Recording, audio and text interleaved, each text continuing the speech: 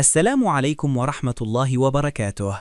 اليوم سنتعرف على التشكيلة المتوقعة للمنتخب السعودي لمواجهة منتخب الأردن في نصف نهائي كأس العرب. قبل البدء في التفاصيل، عزيزي المشاهد، لا تكن ضيفاً، بل كن من العائلة واشترك في القناة. ومن المتوقع أن يدخل مدرب المنتخب السعودي هيرفي رينارد بالتشكيلة التالية: